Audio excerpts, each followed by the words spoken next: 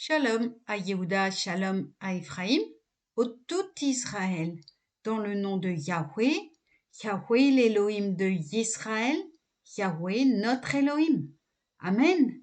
Aujourd'hui, lecture de la Haftara Karaïte dans Yeshayahu, dit Ésaïe, chapitre 24, verset 2 à chapitre 24, verset 23.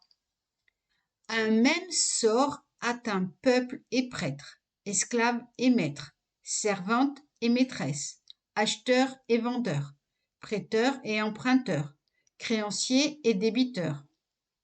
Elle est vidée à fond, la terre, complètement dépouillée. C'est Yahweh qui a rendu cet arrêt. La terre est attristée et flétrie. Le monde est désolé et languissant. L'élite de la population est abattue. C'est que la terre a été souillée par ses habitants. Ils ont transgressé les lois, violé les statuts, rompu le pacte antique.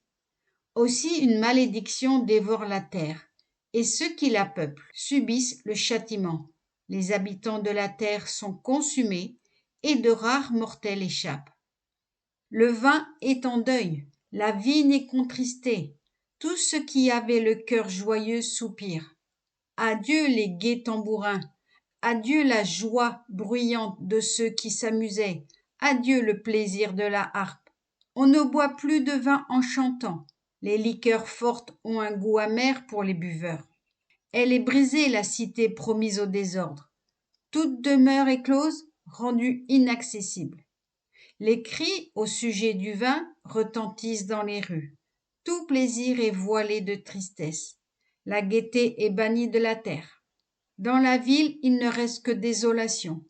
Les portes sont fracassées et réduites en ruines. Aussi, il en sera de la terre au sein des nations, comme des oliviers après la récolte, comme des grappes oubliées après vendange faite. Ceux-là élèveront la voix pour chanter, et du côté de l'ouest éclateront en cris de joie devant la grandeur de Yahweh. Oui, rendez hommage à Yahweh dans les régions lumineuses, et sur les côtes de la mer, proclamez le nom de Yahweh, Elohim d'Israël.